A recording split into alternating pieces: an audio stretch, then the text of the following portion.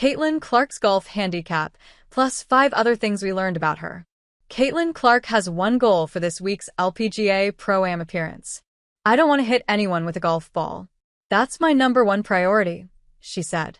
The WNBA's biggest star touched down on Florida's West Coast on Tuesday ahead of her much-anticipated showing in the Annika's Wednesday Pro-Am, where she'll play 9 holes with tournament host Annika Sorenstam and 9 more with world #1 Nelly Korda. But unlike most of her fellow competitors, Clark got a pre-Pro-Am press conference. 2 of them, in fact. Clark talked sports, leadership, and yes, a little golf alongside Sorenstam. "I've tried to practice as much as I can. I mean, I'm just the average golfer. I'm going to hit some good, I'm going to hit some bad. It is what it is," Clark said. She's been working with Martha Foyer-Falconer, the pro at Crooked Stick in Carmel, Indiana, and she's clearly talented, but still honing in her scoring. "My handicap is like 16, she said. "Stroke a hole, average golfer." Clark got a little more specific. "Her best rounds are in the mid-80s, she said. "But usually I'm just praying to break 100. It's always fascinating to hear pro golfers talk about which other sports they played growing up. It was fascinating to hear a non-golfer explain where golf and other sports fit in, too. "I grew up playing literally everything, and I was super competitive," she said. "My parents just tossed me out there and wanted me to get my energy out. Whether it was soccer, softball, golf, track, I really did it all. When I got into high school, I knew basketball was my future. I loved it, and I wanted to practice it." That was an understatement. It turns out Clark wanted to practice basketball so much that it actually annoyed her teammates in other sports. "That was probably what set basketball apart from all the other sports I played," she said. "They were just kind of like for fun with my friends.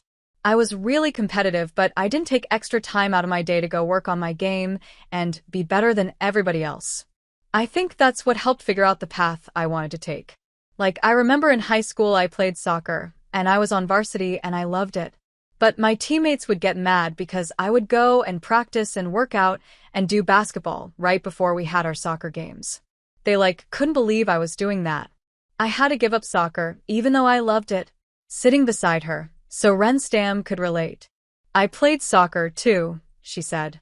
"You said tennis, that was really my love. Growing up in Sweden, it was Bjorn Borg, national hero, and I tried everything he did, but it didn't work out. Want to better organize your life?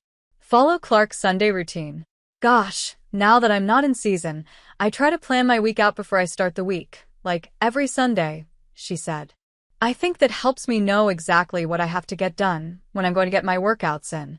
I'm somebody that I need to know when I'm going to work out, whether that's basketball, weightlifting, this or that. The planning," Clark said, "helps her stay accountable. And yes, she's old school in her organization. I sit down and use pen and paper and write it out. I don't even type in my notes. That's just how I do things. I feel good and know exactly what I have to get done. Once you accomplish those things, you feel like you're in a good place. What's so beautiful about golf is, I think, being outside. I love that," she said. "That's the one bad thing about the WNBA. It's in the spring and summer, fall. I miss a lot of opportunity to play golf. Now that the season ended, I try to play as much as I can. It's getting cold in Indianapolis," Clark said, "where she's been spending her time. But she has a family trip to Arizona coming up. She'll be bringing her clubs. It's something fun to do," she said. "I make it competitive. Go out there with your friends and have as much fun as you can, and do something outside of basketball is really what I love about it." Clark isn't part of the post-COVID golf boom. She was eager to watch and play from a young age. "Honestly, I tried to watch as much as I can," she said, asked for her golfing origin story.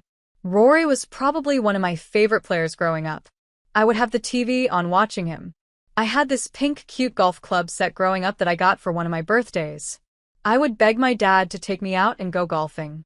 I remember when I had one off weekend of not playing soccer or basketball, whatever it was, I begged my dad to take me. Obviously it wasn't very good, but I just loved being outside and trying something new and the challenge of golf. Obviously a lot different from definitely basketball and the team aspect. It's much more individual. So that's another challenge I love about it, too. Okay, probably more than 2 things. But when Clark was asked what drives her, she knew exactly what to say. The first, wanting to be the best. Like, I don't want anyone to be better than me in whatever it is. I just want to be better than everybody else, she said. The second, I think I'm very real with myself, too. I know when I maybe haven't done my best in something, I'm going to be the first person to look in the mirror and know what I need to get better at.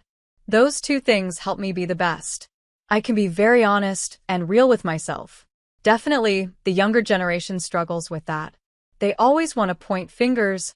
Has Clark grasped the magnitude of her rise to stardom? Based on what she says, it seems like she has.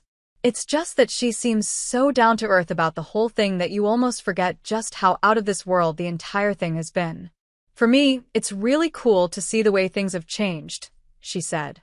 When I first started in college, it was COVID, so not many people in the stands, maybe no one, then 300 people, friends and family only. By the time I was at my senior year, you couldn't get a ticket unless you were going to pay a lot of money. It's just really cool to see how everything has changed. I've tried to stay the same person I was as a little girl growing up with the boys. I feel like I'm just me, and that's when people love and can relate to. Just stay that way, that keeps it fun, and what I enjoy about it.